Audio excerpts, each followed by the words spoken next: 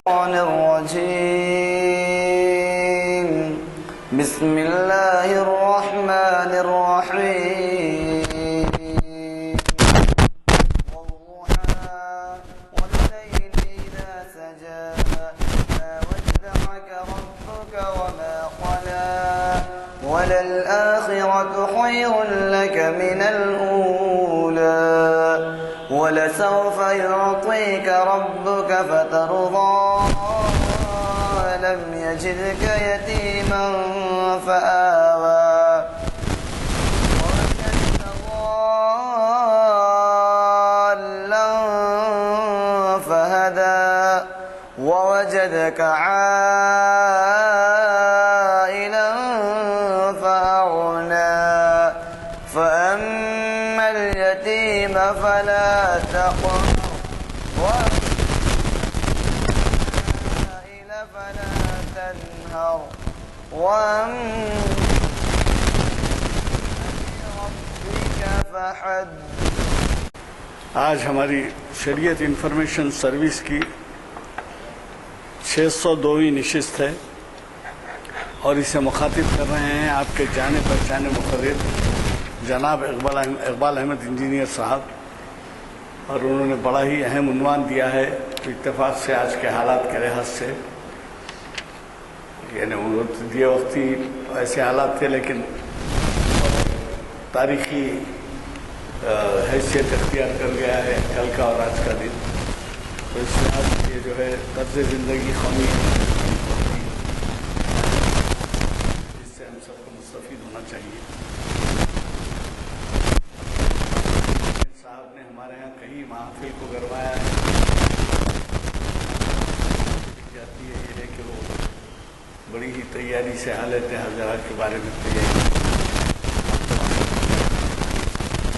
یہی نہیں بلکہ اخبارات ان کے خطابات کو جو ہے بڑی اہمیت سے چھاپتے ہیں. آپ کہ کل نہیں پرسوں اقبال خواجہ ناصر الدین مخاطب کر رہے ہیں. محفل اقبال شناسی کے 827ویں نشست ہے اور وہ بھی اسی جگہ پہ ہے، اسی وقت ہے، یعنی بعد عصر کے. آج اتفاق سے ہمارے ہاں ایک سو ہو گیا کہ وہ آج کی محفل اخباروں میں اقبال شناسی کی محفل کے عنوان سے چھپی ہے، وہ کہ وہ شریعت انفارمیشن سروس عنوان اس کا جو کیپشن ہے، جو سرخی لگائی گئی ہے وہ اقبال شناسی کی. یہ ہمارے شبیر صاحب سے غلطی ہوئی ہے، وہ اخبار میں اس طریقے سے آیا ہے کہ جیسے آج تاریخ اقبال شناسی کی محفل ہے. تو بہرحال چہارشنبے کی جو محفل ہے اس کو بھی پروفیسر خواجہ ناصر الدین مخاطب کر رہے ہیں، جو خود بھی آپ کے ایک جانے پہچانے مقرر ہیں اور بڑے ہی تیاری کے ساتھ آتے ہیں. وہ اقبال کے کلام کے بارے میں آپ کو فیضیاب کرنے کے لیے.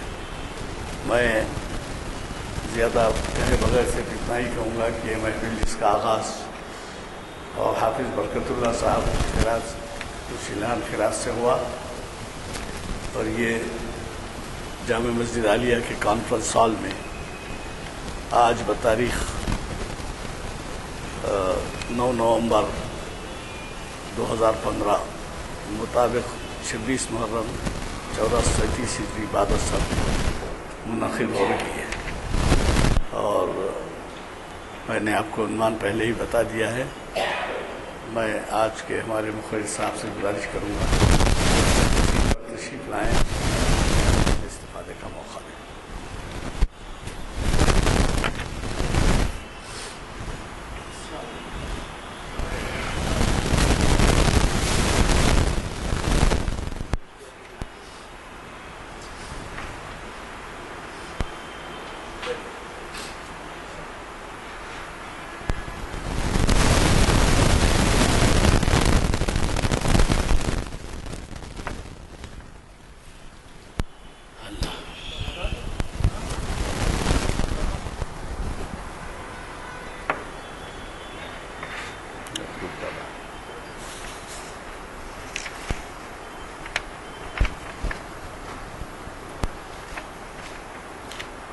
نحمدہ ونصلی علی رسول الکریم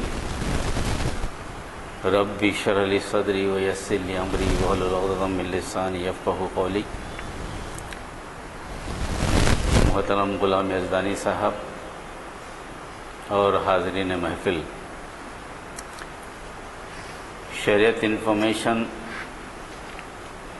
سروس کے اس سے قبل 2 محفلیں ہو چکی ہیں،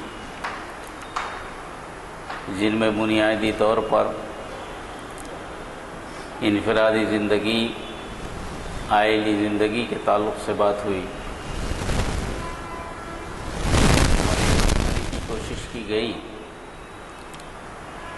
کہ شریعت الہی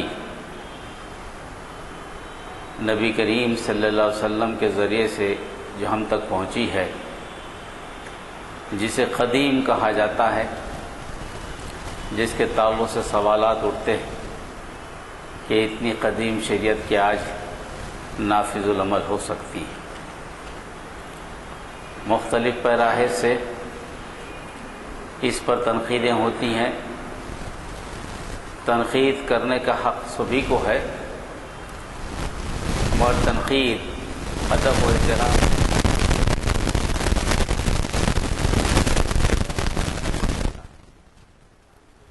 ہماری سابق 2 محفلیں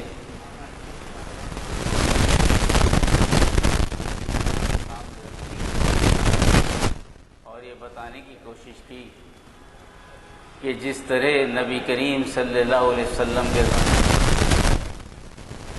شریعت الہی رائج الوقت تھی، قیامت تک بھی یہ رائج الوقت رہے گی، کیونکہ بنیادی طور پر انسانوں کی فطرت میں کوئی تبدیلی نہیں آتی، وسائل و ذرائع میں اضافہ ہوتا ہے۔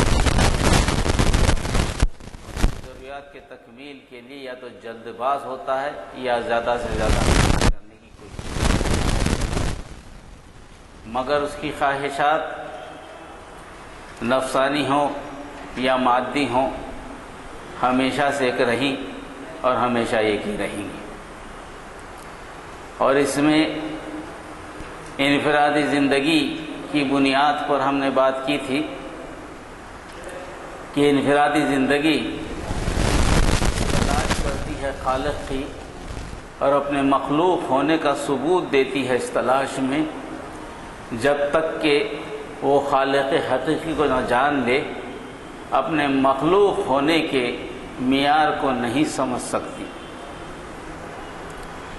جب یہ صورتحال پیدا ہوتی ہے تو اس کی زندگی گزارنے کے طریقے بدل جاتے ہیں۔ وہ یہ فیصلہ کرنے کے موقف میں نہیں رہتی کہ کون سی چیز کو قبول کرے اور کون سی چیز پر عمل کرے، جس سے وہ خدا جس کو وہ سمجھتا ہے کہ خالق ہے، اس کی خوشنودی حاصل ہو۔ اور یہ طریقہ کار جب آپس میں ٹکراتا ہے تو دنیا فساد کی جگہ بن جاتی ہے۔ تو سب سے بڑی پہچان یہ ہے کہ خالق کی پہچان ہو، خود اپنے مخلوق کو اس کے تعلق سے کیا چاہتا ہے خالق، اس کا علم ہو۔ اسی طرح اجتماعی زندگی کی بھی بات کی گئی۔ اجتماعی زندگی جس طرح انفرادی زندگی خالق کے پہچان سے سنبھالی جا سکتی ہے، اسی طرح اجتماعی زندگی بھی جب تک کہ خالق کی پہچان نہ ہو، جب تک کہ محاسبے کا خوف نہ ہو، جب تک کہ اس کو اس کے بعد کی زندگی کا علم نہ ہو، اس کو قابو میں رکھنا بڑا مشکل ہوتا ہے۔ ہوتا یہ ہے جو قوت والا ہوتا ہے وہ ہمیشہ کمزور پر قابو پاتا ہے۔ حقوق کی پامالی ہوتی، بنیادی حقوق بھی ختم ہو جاتے ہیں۔ اپنی مرضی چلانے کے لیے وہ کئی حربے استعمال کرتا ہے، کبھی قوت سے، کبھی سمجھا کر، کبھی ایکسپلائٹیشن کر یہ مسائل کو حل کرنے کی کوشش کرتا ہے۔ تو وہ اجتماعی زندگی باہمی ٹکراؤ سے گزر جاتی ہے۔ اسی اجتماعی زندگی کا ایک پہلو ہمارے درمیان قومی زندگی اور ایک انسانی زندگی پر غور و فکر کرنا ہے کہ آج قوم اور قومیت کی بات ہوتی ہے۔ قوم کیا ہے، قومیت کیا ہے؟ جب تک کہ یہ فرق ہم پر واضح نہ ہو جائے اس وقت تک شاید ہم آج کی موجودہ زندگی جو سماجی طور پر، معاشی طور پر، سیاسی طور پر ٹکراؤ میں گزر رہی ہے اس کو سمجھنے میں ہمیں دشواری ہو۔ قوم کی جب بات آئی تو قرآن میں کئی مرتبہ تذکرہ ہے، ہر جگہ تذکرہ ہے۔ قوم نوح کا تذکرہ ہے، قوم عاد، قوم سمود کا تذکرہ ہے، قوم لوط کا تذکرہ ہے، قوم ابراہیم کا تذکرہ ہے، بنی اسرائیل کا تذکرہ ہے۔ اسی طرح نبی کریم صلی اللہ علیہ وسلم کی جب بات آئی تو امت مسلمہ کا تذکرہ ہے۔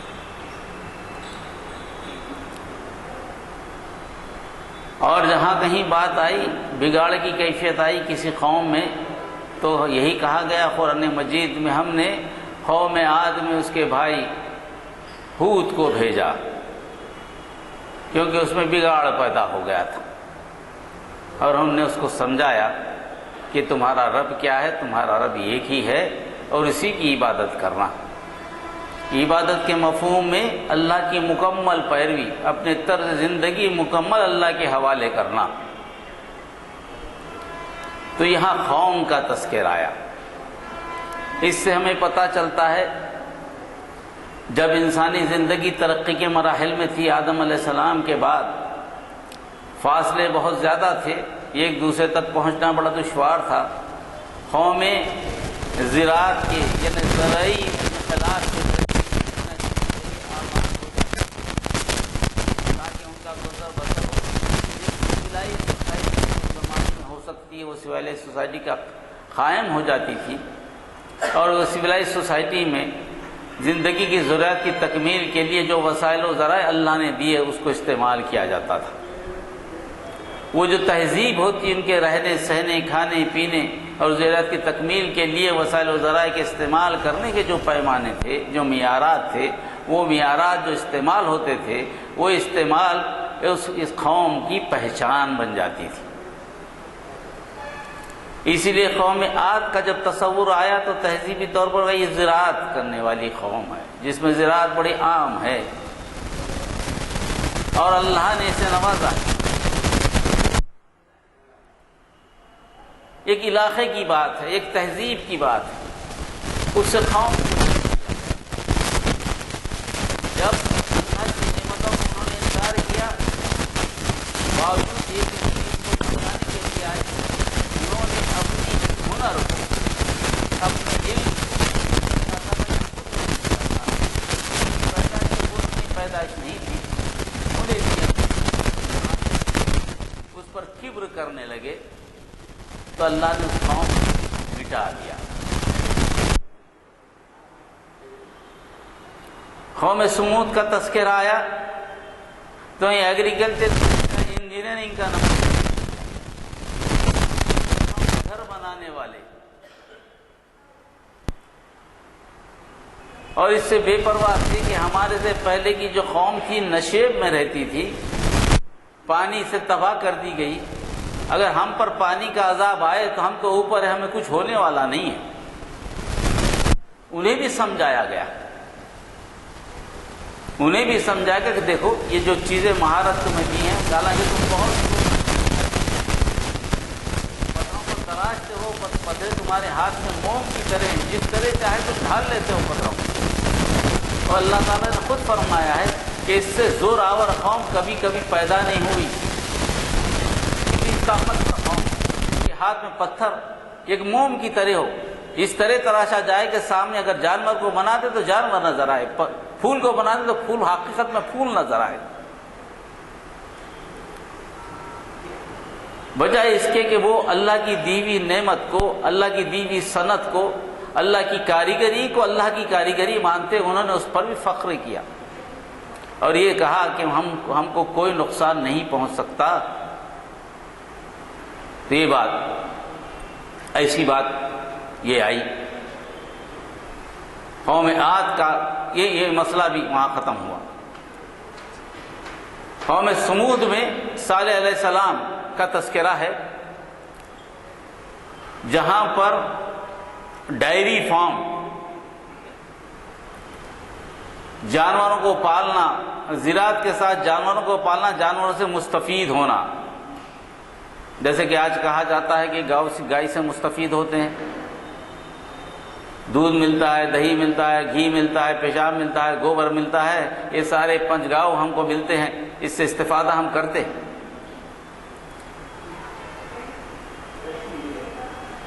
وہ بھی اپنے زمانے میں ماہر تھے، انہوں نے بھی پہلی مرتبہ معجزے کا مطالبہ ہوا کہ معجزہ کر کے بتائیے آپ گئے. وہ معجزہ بھی بتا دیا گیا، اس کے باوجود اس قوم نے اس کا انکار کیا، وہ بھی تباہ کر دی گئی. جن اقوام کا تذکرہ قرآن مجید میں ہے، جہاں جہاں آپ جائیں قوم لوط کو دیکھیں گے آپ تو فحش کاری میں، قوم شعیب کو دیکھیں گے مال یعنی معاملات زندگی میں، لوگوں سے جو معاہدات ہوتے ہیں معاہدات کو خراب کرنے میں، معاہدات کی پابندی نہ کرنے والے، اوزان کو تولنے والے نہیں، پیمانوں کو تولنے والے نہیں، پیسے لینا اور اس کو کم دینا. 1 گز کے اگر پیسے لیں تو 1 گز سے کم کپڑا دینا، اگر 1 سیر کے پیسے لیں تو 1 سیر سے کم کی غذا دینا. یہ معاملات زندگی میں انصاف نہیں ہوا تو وہ قوم بھی تباہ کر دی گئی. قوم کا جب لفظ استعمال ہوا قرآن مجید میں، یہ ایک تہذیب کے لیے، جغرافیکل ریپرزنٹیشن کے لیے استعمال ہوا اور اس کے کردار کو بتایا گیا. یہ پہچان رہی. اس کے بعد زمانے نے ترقی کی تو یہ کہ قوم کو نسل سے جوڑا گیا، قوم کو کلچر سے جوڑا گیا، قوم کو زبان سے جوڑا گیا. اب یہ سلسلہ چلا، یہ پہچان ہوتی رہی. مگر اس قدیم طرز زندگی میں پیدائش کو بڑی اہمیت دی جانے لگی، نسل کو بڑی اہمیت دی جانے لگی. کون سی نسل سے یہ تعلق رکھتا ہے؟ ایک تو پیدائش اور ایک دوسرا نسل. جس نسل سے تعلق رکھتا ہے اس نسل پہ فخر، جس تہذیب سے تعلق رکھتا ہے مجھے تہذیب اس پہ فخر. قوموں کی پہچان میں اب جو معاملہ پیدا ہوا وہ معاملہ ایک دوسرے سے برتری کا معاملہ، یہ ایک برتر تو دوسرا کمتر، یہ چیزیں پیدا ہونے لگی. برتر قوم کمتر قوم سے جو سلوک کرتی وہ برتری کا سلوک کرتی، اس کو وہ مقام دینے سے اعتراض کرنے لگی. یہ سلسلہ چلا. اب اس کے بعد جیسی جیسی بات آگے بڑھی تو لفظ قوم پہ بحث ہونے لگی کہ قوم کیا ہے، اس کی تعریف ہو. آج تک بھی ادب کے ماہرین، ہسٹری کے ماہرین اور رجال کی تعلیم کے ماہرین قوم کی صحیح تعریف کرنے میں ابھی بھی ناکام ہے کہ قوم کسے کہا جائے.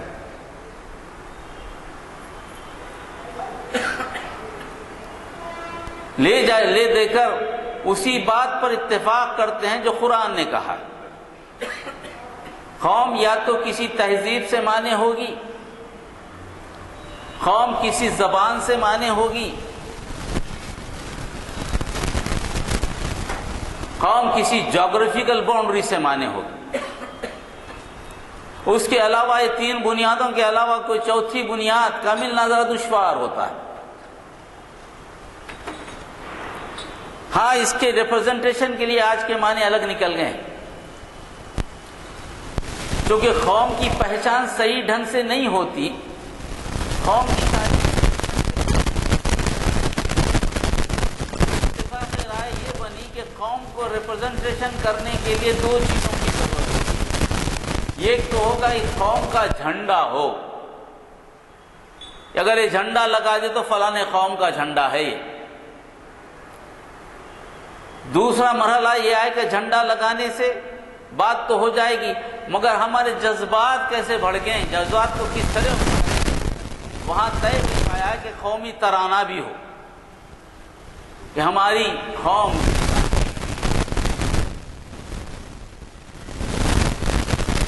اس طرح سے قوم کو تقسیم کیا گیا۔ یہ قومیں تقسیم ہو گئیں، جغرافیکل باؤنڈری میں تقسیم ہو گئیں، جھنڈے الگ ہو گئے، ترانے الگ ہو گئے۔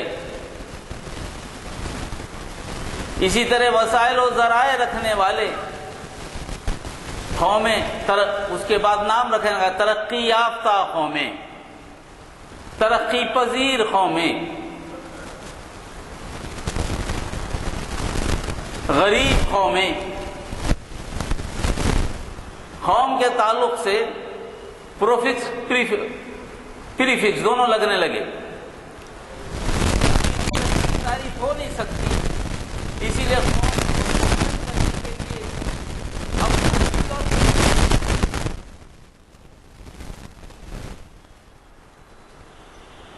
جب یہ تقسیم سامنے آئی تو قومیت نے تکبر پیدا کیا۔ قومیت کے نام سے یہ قوم اپنے آپ کو برتر ثابت کرنے کے لیے قوت کا استعمال شروع کیا، کمزور قوموں پر قابو پانے لگی، انسانی زندگی مشکل میں پڑ گئی، اور اس میں سب سے بڑی تبدیلی اس وقت آئی جب قومیت کا تصور قوموں میں آنا شروع ہوا۔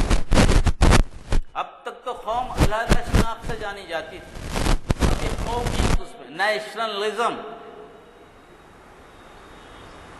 میری الگ پہچان، میں الگ ہوں سارے قوموں سے۔ اور یہ 18ویں صدی میں انڈسٹریل ریولوشن کے بعد سب سے پہلے انگلینڈ نے اپنی قومیت کو منوانے کی کوشش کی کہ ہم سب سے برتر ہیں، وی آر نمبر 1۔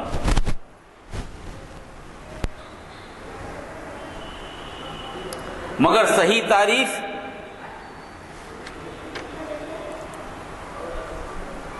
جو کی گئی جرمن کا جان گاٹفرائڈ ہرڈر 1744 سے 1803 تک اس کی پیدائش، اس نے نیشنلزم کی تعریف کی۔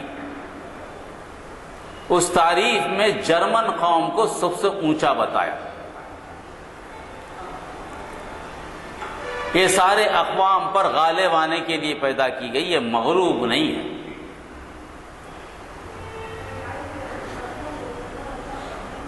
یہ مغلوب نہیں ہے۔ اس کا اثر یہ ہوا کہ سب سے پہلے تو یونان میں قومیت کا تحریک چلی، یونان کی جنگ آزادی کی لڑائی شروع ہوئی، قومیت کے نام پہ جھگڑے شروع ہوئے، انسانی جانوں کا نقصان ہوا۔ اسی قومیت کے نام پر ورلڈ وار 1 ورلڈ وار 2 ہوئے۔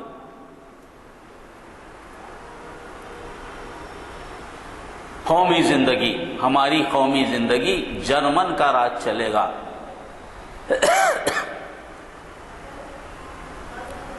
اس قومی زندگی کے لیے فرسٹ ورلڈ وار میں تقریباً 9 ملین آدمی، 90 لاکھ آدمی مارے گئے صرف قومیت کے نام پہ فرسٹ ورلڈ وار میں۔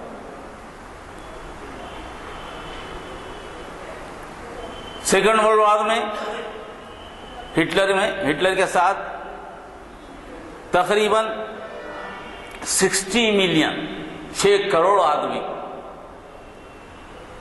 قومیت کے نام پر ہلاک کیے گئے، یعنی جبکہ آبادی 2.3 بلین کی تھی 2.3 ارب کی آبادی، 3% آف دی ورلڈ آبادی کس کے نام پر قربان ہوئی؟ قومیت کے نام پر قربان ہوئی۔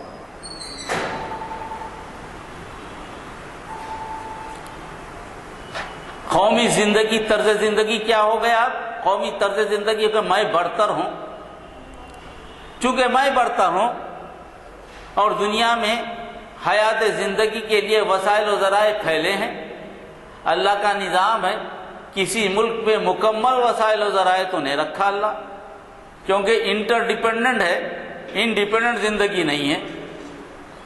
کسی ملک میں اگر زندگی گزارنے کے لیے 100 ذرائع کی ضرورت ہے تو 10 ذرائع کسی ملک میں ہے، 90 ذرائع مختلف ممالک میں اللہ نے پھیلا دی ہے، تاکہ لوگ اجتماعی طور پر ایک دوسرے سے معاملات کریں، بین الاقوامی صورتحال بنے، ایک دوسرے کی ضرورتوں کی تکمیل میں امن قائم کرنے کے لیے معاہدے بنے اور آسان زندگی گزاریں،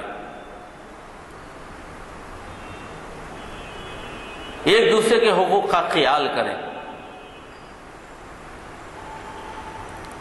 اس کے لیے اللہ تعالیٰ نے انسانی وسائل و ذرائع کو پھیلا دیا۔ جو چیز کوئلہ اگر یہاں آئرن یہاں پر نکلتا ہے تو دوسری جگہ نہیں نکلتا، دوسری جگہ تانبا نکلتا ہے۔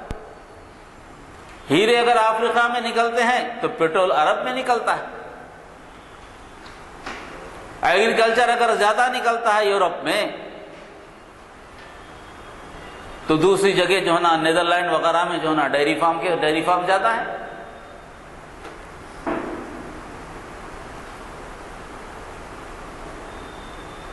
ایٹم بم بنانے کے لیے جو ذرائع ہیں، جو بیسک مٹیریل ہے، وہ مٹیریل سب کا زیادہ سے زیادہ افغانستان میں موجود ہے۔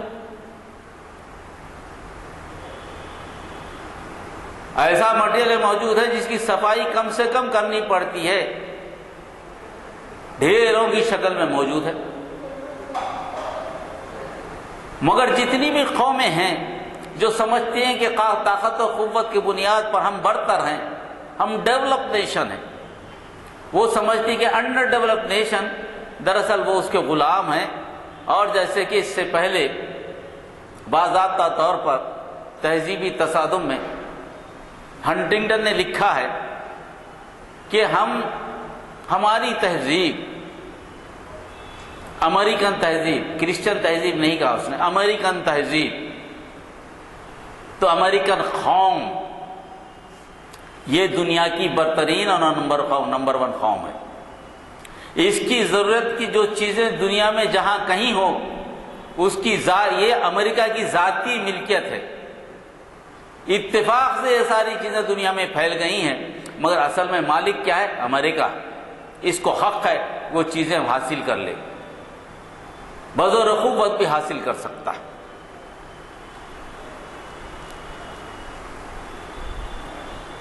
یہ قومی زندگی۔ تو اب اس کے بعد قوموں کی الگ تعریف بھی آئی۔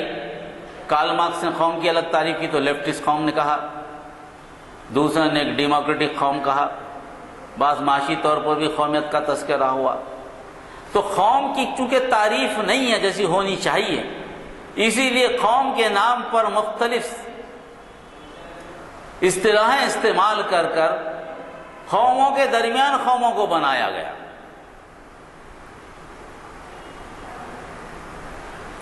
اور اس نام سے جس نے قوت حاصل کی، دوسروں کو دبانے کے لیے سامنے آنے لگے۔ نیشنلزم یعنی قومیت کا تصور آیا، وہ تصور کہ میں برتر ہوں، میری قومیت برتر ہے، کسی کو قبول نہیں کریں گے ہم۔ اس تصور نے دنیا کو فساد سے بھر دیا، اور ہمارے پاس کی تو تحریک ہے ہندوتا، ویر ساورکر اور بنکم چٹرجی اور اسی قبیل کے لوگ، گولوالکر، یہ ہٹلر سے زیادہ متاثر۔ ہندوتا تحریک کی بنیاد جرمن نیشنلزم ہے، جس کا اظہار انہوں نے اپنی کتاب میں کیا.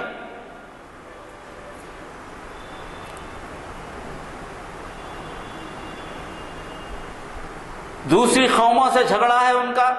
ہندوستان چونکہ ہمہ مذہبی مذہب ہے، ہمیں قومی مذہب ہے. اگر تہذیب کے معنی لے تو کئی تہذیبیں ہیں، اس میں کئی قومیں ہو سکتی ہیں، مگر انہوں نے ہندوتا تحریک کی بنیاد کیا بنائی؟ ہندو قوم کو بنائی. ہندو قوم کا مطلب تعریف کی انہوں نے، وہ جو ہندو نسل سے آتے ہوں، آریائی نسل سے آتے ہوں.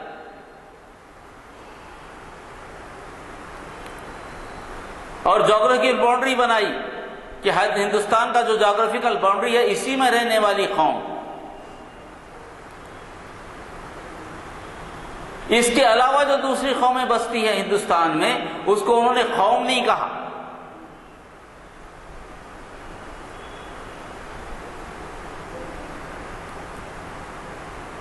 اس کو انہوں نے قوم نہیں کہا.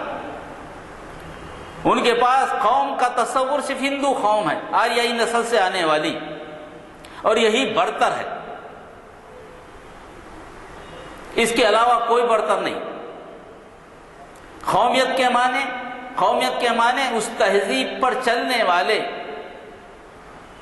جو پرانی تہذیب ہے ان کی.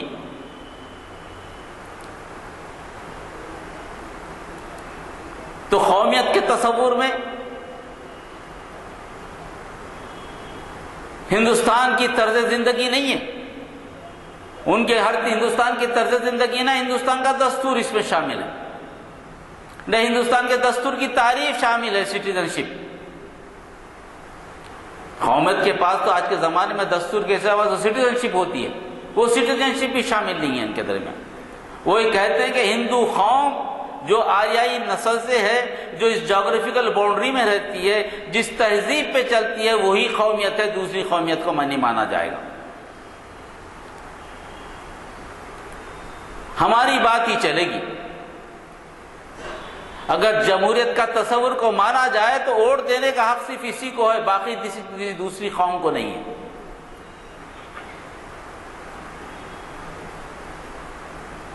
اور باضابطہ طور پر ریفرنس دیے گئے ہیں گلوار کے بنچ آف تھاٹس میں کہ ہماری قومی زندگی کیسے ہوگی، اس کو پانے کے لیے ہمیں کیا کرنا چاہیے. دوسری جتنی تہذیبیں ہیں وہ ناقابل قبول ہیں. سب سے پہلے اول طور پر دو نشانے ہیں ان کے پاس، ایک تو مسلمان اول طور پر، اس کے بعد دوسرے عیسائی. باقی دوسری تہذیبوں کو انہوں نے اپنے پاس رکھا ہے،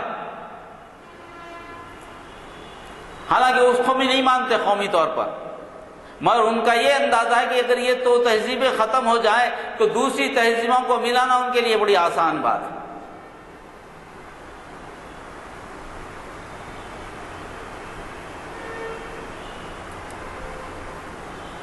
اور آج کی حکومت آر ایس ایس سے اسی نظریات پر قائم ہے. ہیڈگاوار نے اسی نظریے کو لے کر آر ایس ایس کی بنیاد ڈالی کہ جد و جہد کیسی کی جائے. یہ ایک تو آ گیا نا آپ کے پاس آئیڈیالوجی تو آ گئی آپ کے پاس قوم اور قومیت کی. ان کے پاس ہماری طرح کا کوئی نیشنلزم نہیں ہے. قوم کا جھنڈا ترنگا بات کیا جاتا ہے، وہ جھنڈا بھی ان کے پاس کوئی اہمیت کے قابل نہیں. جنا گنا منا بھی نہیں ہے، وندے ماترم ان کے لیے زیادہ ضروری ہے.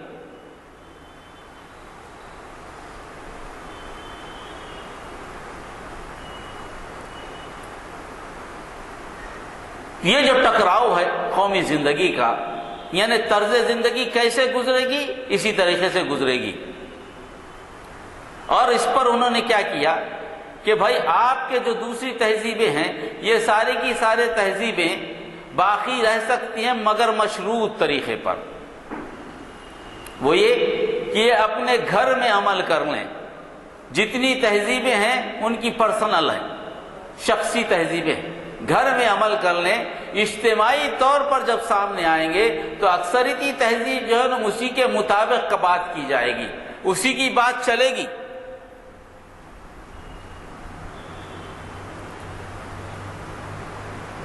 کسی چیز کو ماننے کے لیے کہا جائے تو وہی مانیں آپ، جو چیز پہننے کے لیے کہا جائے وہی چیز پہنیں، جس چیز کو کھانے کے لیے کہا جائے وہی چیز کھائیں۔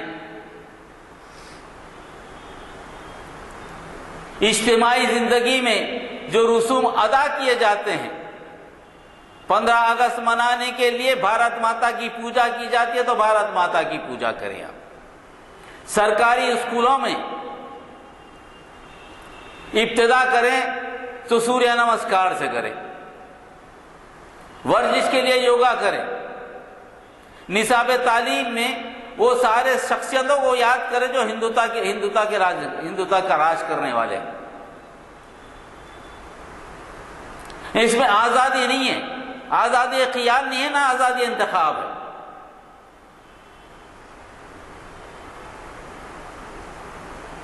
جس طرح ہٹلر نے کیا تھا نازیزم کا کہ سوائے جرمن کے کوئی چیز نہیں، جس طرح آج یہودی کر رہے ہیں وہی چیز RSS کے نقطہ نظر سے ان کی کتابوں میں موجود ہے، اور اسی کو وہ قومی زندگی کہتے ہیں، وہی قومی زندگی ہے۔ اس لیے بار بار ایسے اعلانات آتے ہیں جس کے تعلق سے ہم کو یہ ہوتا ہے کہ بھائی نہیں، کوئی فرنج ایلیمنٹ ہے، یعنی شدت پسند کوئی عناصر ہیں جو ایسی بات کرتے ہیں، یہ بات آتی ہے۔ شدت پسند عناصر نہیں ہے، یہ ایک تحریک ہے جن کو آزادی دی گئی کہ وہ کرتے رہیں۔ چونکہ ہم دستور کے پابند ہیں، ہم ایسا کر نہیں سکتے، اس لیے ہمارے فی الوقت ہاتھ بندھے ہوئے ہیں، مگر آپ کو کھلی اجازت ہے، اور اس کے لیے جمہوریت کا سہارا لیا جاتا ہے، یہ کہہ کے جس طرح آپ اپنے ایکسپریشن یعنی بولنے کے کچھ کہنے کے لیے آزاد ہیں، آپ اپنے نظریات پھیلانے کے لیے آزاد ہیں، اسی طرح وہ بھی اپنے نظریات پھیلانے کے لیے آزاد ہے۔ جب آپ اپنے نظریات پھیلانے کے لیے یہ توقع رکھتے ہیں کہ کوئی اس پہ رکاوٹ نہ بنے، تو پھر ان نظریات کے پھیلانے پہ آپ رکاوٹ کیوں مت دیں؟ ہم تو اس کی مخالفت نہیں کرتے، ہم اس کی تائید بھی نہیں کرتے، جیسے ہم آپ کی مخالفت نہیں کرتے اسی طرح ان کی مخالفت بھی نہیں کرتے، ہم آپ کی بھی تائید نہیں کرتے، ان کی بھی تائید نہیں کرتے۔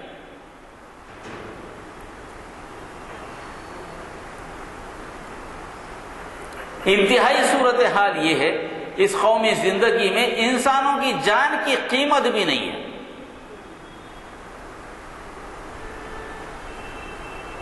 جس قومی زندگی سے ہم گزر رہے ہیں، اس سے پہلے کی سیکولر زندگی تھی، دستور کے تحت تھی، جس میں ملک کا کوئی مذہب نہیں ہے، سارے مذاہب کا دستور نگہبان ہے، ہر مذہب کو آزادی ہے اپنے طریقے پہ چلنے کی، ہر مذہب کو آزادی ہے تبلیغ کرنے کی، الا یہ کہ قانونی دشواری پیدا نہ ہو۔ یہ ہمارا دستور ہے، مگر آج دستور نہیں ہے، آج دستور باقی نہیں ہے۔ بظاہر دستور پر پابند حکومت ہے، مگر دستور پر چلنے والی حکومت نظر نہیں آتی۔ ورنہ کیا بات ہے، ہر دن کوئی نہ کوئی ایسا اعلان آ جاتا ہے جو دستور کی مخالفت میں ہے، مگر اس آدمی پہ گرفت نہیں ہے، اس آدمی کو پکڑا نہیں جاتا، اس آدمی کو روکا نہیں جاتا۔ سب سے بڑے مقام پر جو ہے وہ خاموش ہے، اور جو ان کے نمائندے کہتے ہیں کہ ان کو آزادی ہے بولنے کی، ان کے اپنے خیالات ہیں، مگر ان کے خیالات پر کسی آدمی کو مارا جائے، خالی پروپیگنڈے کے طور پر ختم کر دیا جائے، اور دوسری تہذیبوں کو ختم کرنے کے لیے طالب علم کو اسکول لیول پر ایسا نصاب لایا جائے کہ جس میں ان کی تہذیب خطرے میں پڑ جائے۔ اس میں کہا جاتا ہے کہ جو بچے نہیں کرنا چاہتے ہیں، بعد میں امینڈمنٹ آیا کہ جو بچے نہیں کرنا چاہتے ہیں وہ بچوں کو اختیار ہے کہ وہ بازو کھڑے رہ جائیں، سورہ نمسکار نہ کریں۔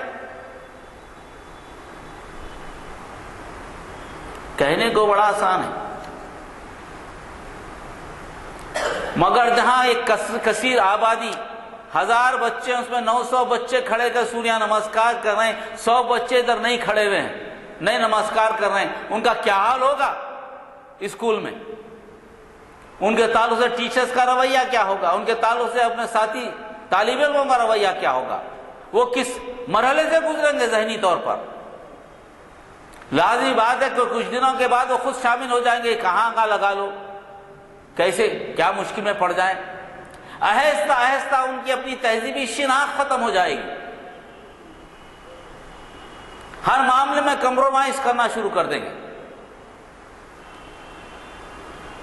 اپنے آپ کو ان میں شامل کر لیں گے۔ اس قومی زندگی کے نام پر ساری دوسری اقوام کو ضم کرنے کی کوشش، اس مرحلے سے آج کا ہندوستان گزر رہا۔ ہماری طرز زندگی جو مختلف اقوام پر مشتمل ہے، ہم جین قوم الگ ہے، سکھ قوم الگ ہے، مسلمان الگ ہیں، خود دلت اپنے آپ کو الگ قوم کہتی ہیں، یہ سارے اقوام اپنی پہچان رکھتے ہیں، ان کو اپنی تہذیب پہ چلنے کا پورا حق ہے، مگر آپ کی تعلیم پہ چلیں، آپ کی بات مانیں، آپ ہی کے بتائے ہوئے طریقے کو اپنائیں، آپ ہی کی طریقے زندگی گزاریں، شادی کریں تو آپ کے طریقے پہ کریں، عیدین منائیں تو آپ کے طریقے پہ منائیں،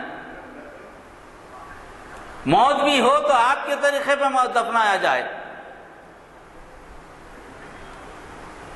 کوئی ایسا مظاہرہ نہ ہو اجتماعی زندگی میں جس سے یہ پتا چلے کہ آپ کی علیحدہ شناخت ہے بحیثیت قوم۔ یہ ٹکراؤ کی صورتحال دراصل آج کی قومی زندگی، آج کی طرز زندگی کو بدلنے کی کوشش کی جا رہی ہے، اور یہ سمجھتے ہیں کہ ہم بڑا کام کر رہے ہیں۔ قرآن نے اس کا حل بتایا، قرآن نے ان لوگوں سے پوچھا ہے ذرا بتاؤ تو صحیح کہ تمہاری پیدائش ہوئی کیسے، تم خود سے پیدا ہو یا تمہیں پیدا کرنے والا کوئی ہے، جن بھگوانوں کی تم عبادت کرتے ہو کیا وہ پیدا کیے گئے ہیں یا خود سے پیدا ہوئے یا کسی نے پیدا کیا ہے؟ زمین و آسمان میں جو چیزیں ہیں وہ کس کی ملکیت ہے؟ یہ ایک چیز بھی کیا تم پیدا کر سکتے ہو؟ چھوٹی سے چھوٹی مکھی کو تم پیدا کر سکتے ہو؟ کیا کسی چھوٹی چیز میں تم جان ڈال سکتے ہو؟ جھاڑ کا درخت کا جو پتا ہے کیا تم پیدا کر سکتے ہو؟ زمین جو بنا دی گئی ہے اسی چیز پہ تم چلتے ہو کڑ کر، وہ زمین کی حرکت کو تم قابو میں رکھ سکتے ہو؟ آسمان جو تمہاری طرف تمہاری حفاظت کے لیے بنایا گیا ہے، اس آسمان ایک مختلف، اس میں ہوائیں جو چل رہی ہے ایک رفتار سے چل رہی ہے، اگر اس کی رفتار بڑھ جائے تو کیا تم اس کو کنٹرول میں کر سکتے ہو؟ زمین ہل جائے، زلزلہ آ جائے تو کیا تم اس کو بچا سکتے ہو؟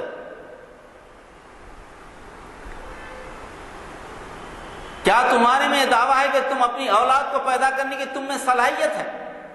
الا یہ کہ اللہ چاہے، اگر کوئی مرنے پہ کسی موت آ جائے تو کیا تم اس کو بچا سکتے ہو؟ وہ زمین جو یکساں نظر آتی ہے، جب مختلف بیج جائیں تو مختلف پھل آ جاتے ہیں اس میں، ایک طرف آم ہے تو دوسری طرف جام ہے، ایک طرف ببول ہے تو دوسری طرف پھل ہے، یہ کون نکالتا ہے؟ یہ بیج بولتے ہو تو اس سے ہزاروں بیج پیدا ہوتے ہیں جو تم کھاتے بھی ہو پھر اس کو بوتے بھی ہو، یہ کون کرتا ہے؟ کر کے تو بتاؤ۔ جب تم نہیں کر سکتے تو پھر اس خالق کو ایک ماننے کے بجائے مختلف خالق مانتے ہو، مختلف بھگوان مانتے ہو۔ اگر ایک سے زیادہ بھگوان ہوتے تو کیا ڈسپلن قائم ہوتا؟ کیا آپس میں لڑائی نہیں ہوتی، ان کی جھگڑا نہیں ہوتا؟ اگر تمہاری ضرورتوں کی تکمیل کے لیے جتنی ضرورتیں اگر اتنے بھگوان ہوتے تو آپس میں لڑ مرتے، تمہاری ایک بھی ضرورت کی تکمیل نہیں ہوتی، ایک ڈسپلن بھی قائم نہیں ہوتا۔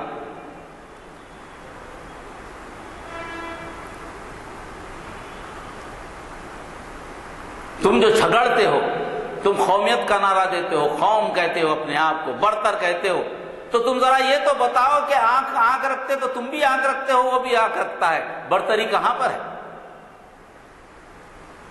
کان رکھتے تو وہ بھی سب کے پاس کان ہے، جتنے اعضاء ہیں انسان کے جسم میں وہ سب دوسرے کے پاس موجود ہے، برتری کاہے کی ہوئی، کاہے کی بہتری ہوئی؟ غذا کے معاملے میں ایک امیر کا ہاضمہ غریب کے ہاضمے سے کم ہوتا ہے، غریب طاقتور ہوتا ہے جسمانی طور پر، امیر طاقتور نہیں ہوتا۔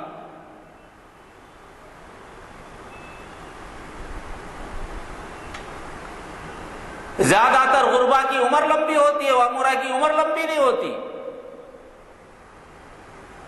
یہ سب کس نے کیا؟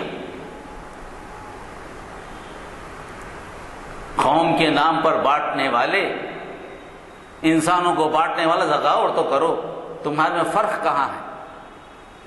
تم اپنے آپ کو الگ کیسے کہہ سکتے ہو؟ کس بنیاد پہ کہہ سکتے ہو؟ رنگ و نسل کی بنیاد پر تم تقسیم کرتے ہو، تو رنگ و نسل تو اللہ نے بنایا ہے تاکہ تم پہچان سکو، یہ اللہ کا دیا ہوا علم ہے، رنگ سے پہچان سکو، یہ علم ہے۔ کالے اگر ہو تو افریقہ کا نام آئے گا، افریقہ بر اعظم کا خیال تمہارے ذہن میں آئے گا۔ یلو نسل کا ہوگا تو جاپان کا خیال آئے گا کہ جاپان یہاں پر موجود ہے۔ اسی طرح جو نسل کے لوگ ہیں ان سے پتہ چلے گا کہ قبیلے کہاں پر موجود ہیں۔ قومیت کا تصور اسلام کے پاس نہیں ہے، اسلام کے پاس انسان کا تصور، انسانی زندگی کا تصور۔ انسان سب آپس میں برابر، جغرافیکل باؤنڈری میں، نسلی باؤنڈری پہ انسان کو نہیں بانٹا جا سکتا۔ رسول اکرم صلی اللہ علیہ وسلم نے فرمایا حجۃ الوداع کے دن، عرب اور عجم کے فرق کو میں نے یہاں دفن کر دیا ہے، نہ تم میں کوئی گورا کالے سے بڑھ کر، نہ کالا گورے سے بڑھ کر۔ اللہ کے پاس بڑا وہ ہے جو تقوی میں بڑا ہو، پہچان اللہ سے ڈرنے پر ہے، اخلاق و کردار پہ ہے، دولت کے انبار پہ نہیں ہے، نسل کے انبار پہ نہیں ہے، تعداد پہ نہیں ہے، انسان سبھی کے ہیں۔ اسی لیے قومیت کے اس مسئلے کو حل کرنے کے لیے جو ابتدائی آیت کی گئی، جو ہم ہمیشہ پڑھتے ہیں بنیادی طور پر شادیوں میں، سب سے پہلے وہی آیت پڑھی جاتی ہے، یاد دلایا جاتا ہے کہ تم نسل کے اعتبار سے کوئی چیز نہیں ہو، تم مسلمان بھی ہو تو انسانوں کی شکل، انسانوں کے درمیان کے انسان، تم آدم کی اولاد ہو۔ یا ایھا الناس اعبدوا ربکم الذی خلقکم من نفس واحدہ وخلق منها زوجها وبث منہما رجالا کثیرا ونساء واتقوا اللہ الذی تساءلون به والارحام ان اللہ کان علیکم رقیبا۔ قومیت کے مسئلے کو دفن کر دیا اسلام۔ تم سب آدم کی اولاد، تم سب کو ایک ہی نفس سے پیدا کیا گیا، ایک ہی جان سے پیدا کیا گیا، پھر اس جان سے اس کا فریق بنایا گیا، پھر ان دونوں سے کثیر تعداد مرد اور عورت کی بنائی گئی، یعنی جتنے دنیا میں نظر آتے ہیں سب ایک ہی فیملی، ایک ہی نسل کے لوگ ہیں۔ اگر قوم کا مطلب تو ایک ہی قوم کے لوگ ہیں، الگ الگ نہیں ہیں۔ ساتھ یہی نہیں، واتقوا اللہ الذی تساءلون بہ والارحام، اللہ تعالیٰ نے تم کے پہچان کے لیے رشتے بھی بنا دیے تمہارے درمیان، خاندانی رشتے الگ۔ سب سے پہلا رشتہ دنیا میں ازواجی زندگی کا، میاں اور بیوی کا، اس کے بعد کا ماں باپ کا رشتہ، اس کے بعد اولاد، سب رشتے نکلتے چلے گئے۔ اس کے بعد یہی وہ رشتے ہیں جس کا ذکر کر کے، چاہے کسی قوم میں ہو تم، کسی قوم میں ہو تم، اس رشتوں سے بھاگ ہی نہیں سکتے تم۔ ایک میاں ہوگا، بیوی ہوگی، بیٹا ہوگا، باپ ہوگا، دادا ہوگا، یہ سب ہوگے، سب رشتے یہی ہوں گے۔ جب اتنی یکسانیت ہے پھر قوم کے کیا معنی، قومی زندگی کا کیا معنی؟ تم مزاج برتری میں کیوں مبتلا؟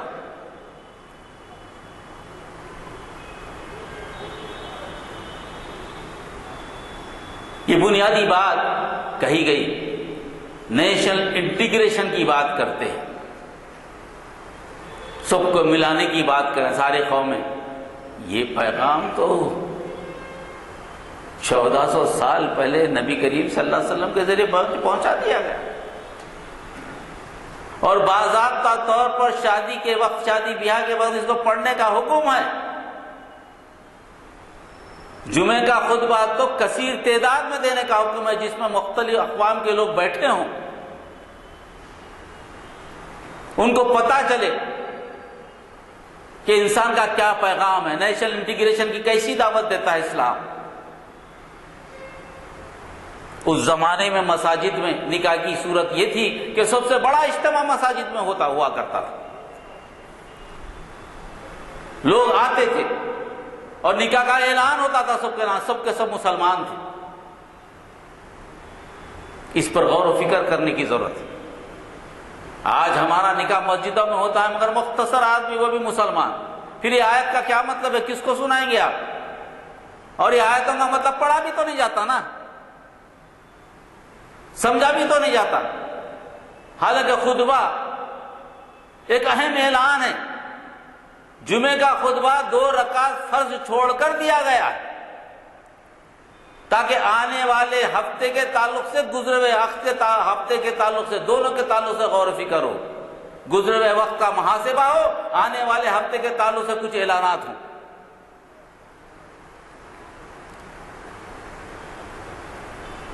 ہمارا معیار زندگی اسلام سے ہٹ کر ہم اس کو ریچول کے طور پہ پڑھتے ہیں، اور اس خطبے کو بھی، شادی بیاہ کے خطبے کو بھی ہم اس انداز میں نہیں پڑھتے جس انداز میں پڑھنا ہے، ٹرانسلیشن کر لیتے ہیں۔ وہ ترجمہ بھی آج بہت سی جگہ پر ہمارے پاس پڑھا نہیں جاتا۔ یہ وہ بنیادی بات ہے جو خدا نے، اللہ تعالیٰ نے حج اپنے خطبہ نکاح کے وقت ہم کو پڑھنے کا حکم رسول اکرم صلی اللہ علیہ وسلم کے ذریعے دیا۔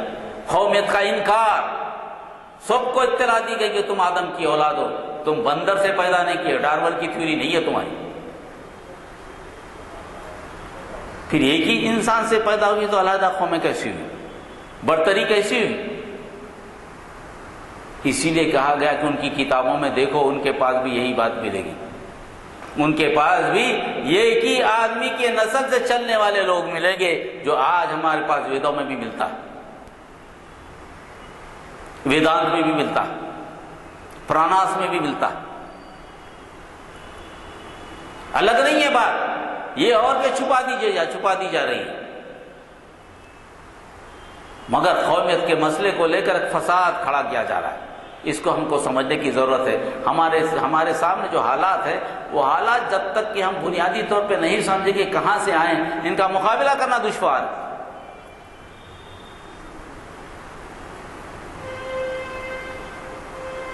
یہی تربیت دی گئی کہ ہماری زندگی انسانی زندگی، بات کی گئی تو لوگوں سے، یا ایھا الناس اعبدوا ربکم الذی خلقکم والذین من قبلکم لعلکم تتقون۔ مسلمانوں سے مخاطبت نہیں ہے، مخاطبت کس سے؟ اے آدم کی اولاد، اے لوگو، اور اس اللہ کی عبادت کرو جس نے تمہیں پیدا کیا، تم سے پہلے کے لوگوں کو پیدا کیا، تاکہ تم تقوی و پرہیزگار، اللہ کی موجودگی کا احساس رہے تم زندگی ایسی گزارو یہ کہ قدم رکھے تو ایسا دیکھو کہ اللہ تمہیں دیکھ رہا ہے، تمہاری زندگی میں اللہ غائب نہ ہو، اللہ کے وجود کو محسوس کرو، کیونکہ کوئی بھی ایک ایسا لمحہ نہیں ہے جس میں اللہ کی نظروں سے تم اوجھل ہو، ہر چیز کو دیکھ رہا ہے۔ عبادت کا مطلب ہر عمل تمہارا ایسا ہو کہ جیسے کہ اللہ دیکھ رہا ہے، اللہ سے میں چھپا ہوا نہیں، چاہے رات کی تاریکی میں تم کیوں نہ ہو۔ اور یہ سارے لوگوں سے مخاطب، یہ پیغام ہمیں دینا آج کے ماحول میں جس نظریے کی ہندوتا تشہیر کر رہی ہے، اس کی بنیاد ہندوازم میں نہیں ہے۔ ہندوازم ایک الگ مذہب ہے، ہندوتا ایک الگ تحریک ہے، ہندوتا ایک سیاسی تحریک ہے جس کا تعلق ہندوازم سے نہیں ہے۔ محض قوم اور قومیت کے نشے کو لے کر ہٹلر کے پیروی میں یہ لوگ سامنے آئے، جس میں مخالف قوموں کو، مخالفت کرنے والوں کو سوائے قتل کرنے کو کوئی چیز نہیں، برداشت کرنا ہی نہیں۔ عدم رواداری، عدم تحمل کی بات کر کے چھوٹے الفاظ استعمال کرتے ہیں۔ رواداری کیا ہے، تحمل کیا ہے؟ ان کی حرکتوں پہ چھوٹے الفاظ ہیں، اس کے کوئی معنی نہیں ہے ان کے پاس۔ ان کے معنی تو تہذیبی تسلط ہے، میری بات مانو ورنہ تم کو برداشت نہیں کیا جائے گا۔ برداشت کہاں ہے؟ تمہیں تو رکھا نہیں جائے گا۔ عدم رواداری، عدم تحمل، یہ کوئی چیز پسند نہ آئے کسی کی تو ٹھیک ہے، تمہارا تعلق خراب، میرا تعلق خراب، ٹھیک ہے بھائی چلے جائیں۔ رواداری نہیں ہے، تعلق نہیں رکھتا آپ سے۔ عدم تحمل، زیادہ سے زیادہ آپ کچھ بولے تو میں کچھ بول کے چلے جاؤں گا، برداشت نہیں کروں گا، یہی ہوگا نا، قتل تو نہیں کریں گے۔ عدم تحمل میں قتل ہوتا ہے، عدم رواداری میں جھگڑے ہوتے ہیں، ایسے جھگڑے ہوتے ہیں نہیں ہوتے، تعلقات ختم ہوتے، قطع رحمی ہوتا ہے، صلہ رحمی نہیں ہوتا۔ مگر یہ تو اس سے آگے ہے نا، تو پھر اسے عدم رواداری، انٹالرنس کہنا یہ بہت چھوٹا لفظ ہے، اس میں بھی بڑی سیاست ہے۔ انٹالرنس کیا ہے؟ بہت سی چیزیں انٹالرنس ہوتی ہے میرے پاس، مجھے، میں گزر جاتا ہوں، ویسا ہے انٹالرنس ہی۔ انٹالرنس تو میرے وجود کے لیے خطرہ ہے، میری شناخت کے لیے خطرہ ہے، میرے مذہب کے لیے خطرہ ہے، میری تہذیب کے لیے خطرہ ہے، میری آنے والی نسل کے لیے خطرہ ہے، میرے وجود شہریت کو خطرہ ہے، بے بحثیت انسان زندہ رہو اس کے لیے خطرہ ہے۔ یہ انٹالرنس کہتے ہیں اسے تو فیشزم کہتے ہیں۔ اس کو استعمال کرنے کے بجائے ایک چھوٹا لفظ انٹالرنس کہا گیا، جس کے تعلق سے کہتے ہیں اس قومی انٹالرنس پہ پارلیمنٹ میں بحث کے لیے ہم تیار ہیں، نعوذ باللہ من ذالک۔ تو یہ ہمیں سمجھنا چاہیے آج کے ماحول میں۔ یہ چند باتیں تھیں میں نے آپ کے ساتھ شیئر کی۔ تو طرز زندگی ہماری انسانی ہونی چاہیے، جس میں سارے انسانوں کے تعلق سے ہمارے دل میں محبت ہو، نفرت نہ ہو۔ قومی زندگی میں نفرت بنیاد ہوتی ہے، انسانی زندگی میں محبت بنیاد ہوتی ہے۔ اسلام انسانی زندگی کی دعوت دیتا ہے، ایک دوسرے سے محبت کرنا سکھاتا ہے۔ قومی زندگی قوموں کے درمیان نفرت سکھاتی ہے۔ یہ دونوں بیان فرق ہے اسلام اور قومی زندگی کا۔ اللہ تعالیٰ سے دعا ہے کہ اللہ تعالیٰ ہم آپ کو عمل کرنے کی توفیق عطا فرمائے۔ السلام علیکم حضرات، بہت ہی پرمخ خطاب تھا، دو تین باتیں یاد آئیں، ٹالرنس، رواداری کی بات آئی، تو یہاں تک کہہ دیا گیا کہ اختلافی نظریہ رکھنے والے کا سر کاٹ کے فٹ بال بنا کے کھیلا جائے۔ صحیح۔ اب انٹالرنس کی بھی کوئی حد ہوتی ہے۔ دوسرے یہ، اب ظاہر ہے کہ ایسے خطاب کے بعد آپ مجھ سے کیا سنیں گے، چونکہ شعر میں جو ہے بہت کچھ معنی ہوتے ہیں، دریا رہتا ہے اس کے اندر، تو بعض ایک دو اشعار یاد آئے۔ علامہ اقبال پوچھتے ہیں، پالتا ہے بیج کو مٹی کی تاریکی میں کون؟ بیج آپ بو دیتے ہیں زمین کے اندر، مٹی برابر کر دیتے ہیں، تاریکی میں چلا جاتا ہے۔ پالتا کون ہے؟ پالتا ہے بیج کو مٹی کی تاریکی میں کون؟ کون اٹھاتا ہے سمندر سے سحاب؟ سحاب کے معنی ہیں وہ بادل جو پانی لے کے جاتے ہیں اور کھیتوں پہ بستے ہیں۔ کون اٹھاتا ہے سمندر سے سحاب؟ تو آپ نے جو کہا کہ آدم کی اولاد کی طرح ایک یعنی قوم نہیں بلکہ انسان ہیں آپ، یہ جو ہے تمام معنی خیز باتیں ہیں۔ پھر آپ نے یہ بھی کہا کہ وہ طبقاتی اختلاف جو ہوتا ہے، بیچارہ داری جو ہوتی ہے، تو ایک جگہ ایک شاعر صاحب فرماتے ہیں کہ سو جاتے ہیں فٹ پاتھ پہ اخبار بچھا کے۔ کیا؟ سو جاتے ہیں فٹ پاتھ پہ اخبار بچھا کے، مزدور کبھی نیند کی گولی نہیں کھاتے۔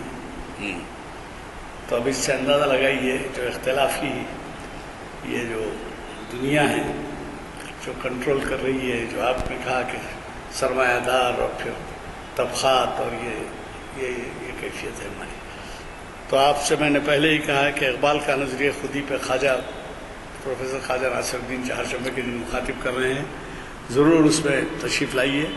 اقبال بیرونی دنیا میں فلسفی کی حیثیت سے جانے جاتے ہیں. شاعر کا مقام بعد میں ہے، ہمارے یہاں شاعر کا مقام پہلے ہے. تو وہ خودی کا جو تصور ہے ان کا فلسفیانہ تصور، اس کے بارے میں بہت ہی معنی خیز خطاب رہے گا. چلیے نماز کا وقت ہو گیا، دعا اوپر ہو گیا.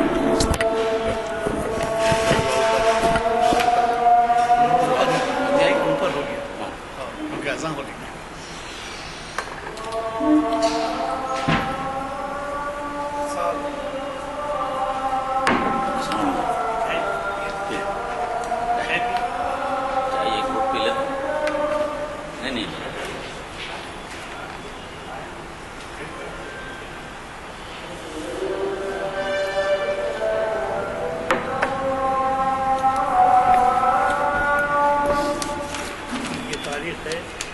شریعت ہے اب کہاں ہے سر حضرت اور آپ کا تو یہ تاریخ ہے دسمبر کی سیٹرڈے کو آتی ہے. ٹھیک ہے سیٹرڈے کو آتی نہیں ہے، یہ شریعت ہے شریعت منڈے کو آتی ہے نا. منڈے منڈے کو نہیں. یہ ہفتے کتنا